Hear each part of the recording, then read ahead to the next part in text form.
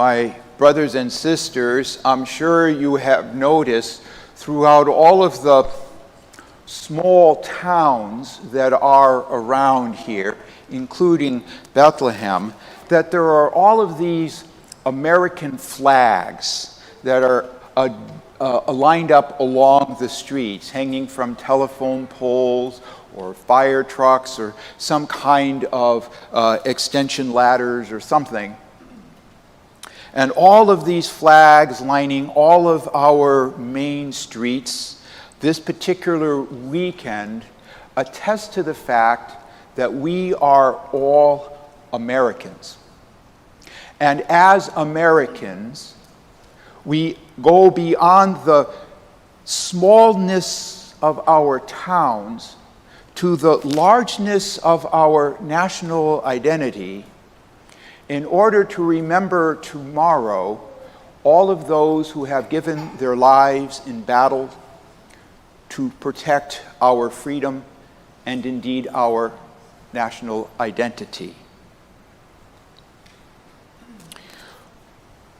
Holding that in mind and looking to all of these flags and coming together out of our smallness into a larger reality, we also have this great feast of Pentecost, the giving of the Holy Spirit to the church that Jesus gathered in his earthly ministry, and now empowering them as a mission to continue his life in the world to the end of time, whatever that's supposed to mean. It's just for a very long time, which includes here and now.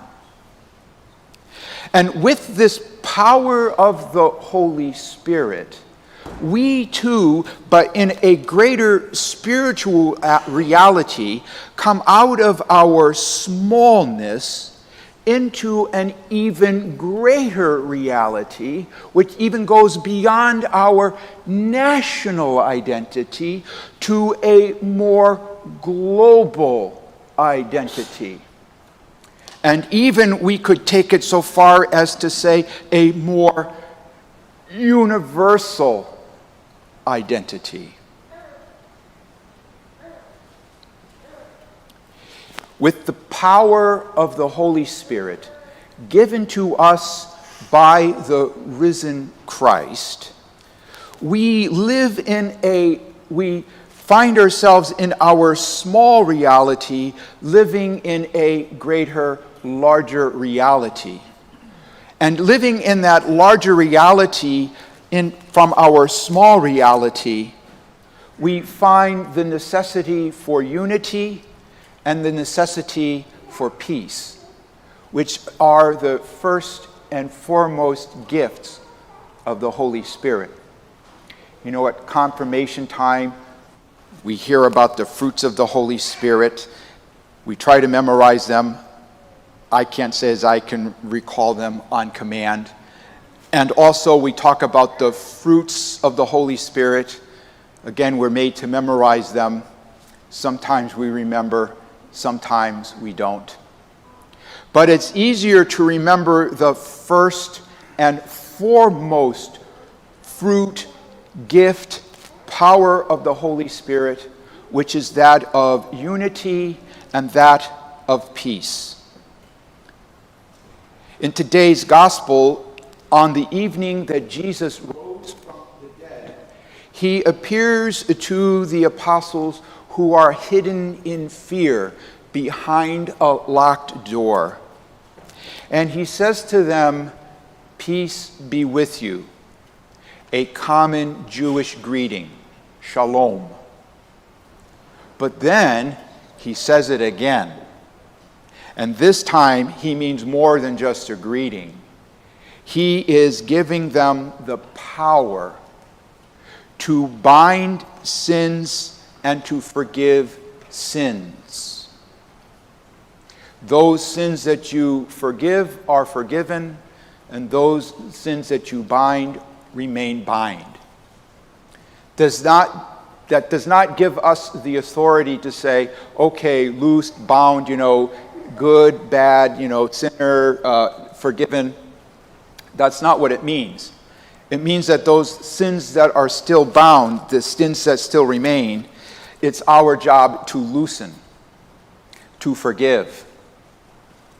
As long as there are sins in the world, our job as church has not ended.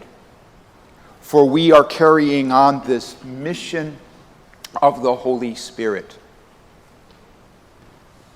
It is this forgiveness of sin that brings about unity into a larger reality out of the smallness that we always so hard try to protect.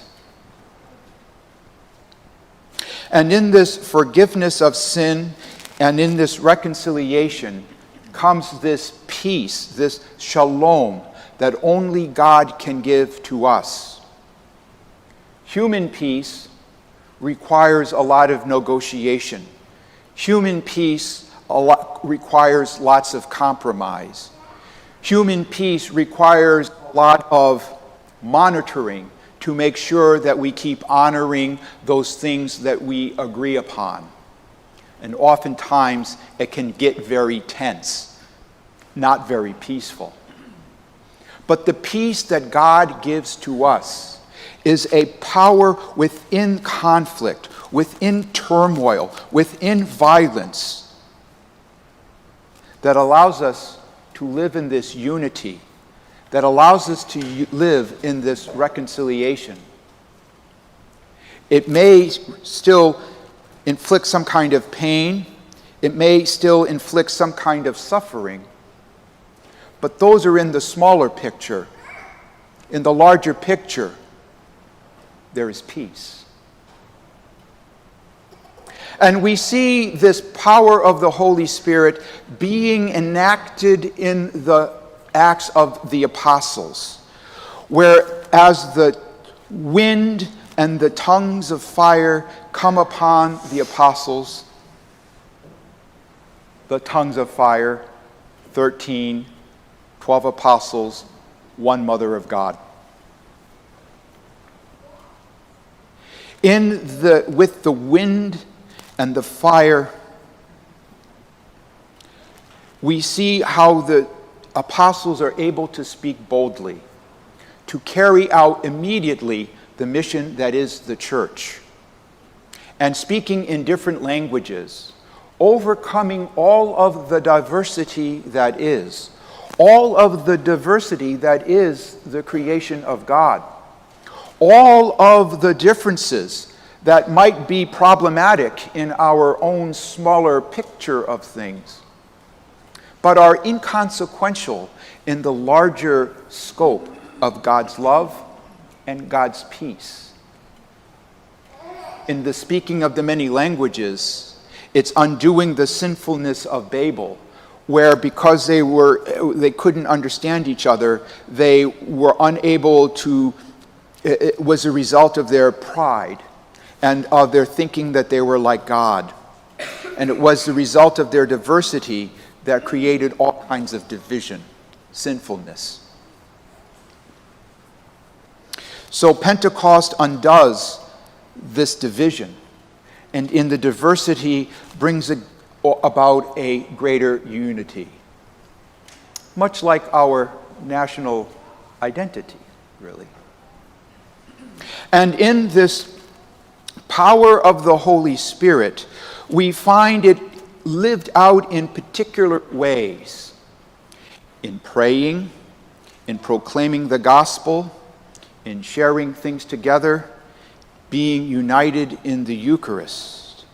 And we see additionally in the second reading today how one has many gifts, many strengths, all given not for our smaller selves, but for the larger reality, which is the mission of the church. Not all of us have the same strengths. Not all of us have the same gifts. God made it that way so that we might depend upon one another. In our weaknesses, we may lean into the strengths and gifts of others, that we might be whole, that we might be fulfilled, that we might give witness to the larger world, who seems to always get caught up in the smaller things, where there is a larger thing that can set us free, that can heal us, and that can save us, if only we acknowledge Jesus as Lord. And so we, as parish of Prince of Peace, a prince whose title bestows this very gift of the Holy Spirit, this first and foremost gift of the Spirit, that which is peace, we can look and examine our own lives, our own smallness. What keeps us apart? What is it so great about being a person who lives in Bethlehem or a person who lives in Woodbury that makes it so much more important than the larger reality of living united in the love and peace of God? And can we move from the smallnesses that we hold in our hearts into the largeness of the heart of God? The breath that comes out of Christ, the driving wind, recalls the creation of the universe as God breathed upon the waters of chaos, the waters of division. That same breath breathes upon us this Pentecost to recreate us, to bring us into this larger reality of peace, lifting us from the graves of our smaller worlds into a greater resurrected reality.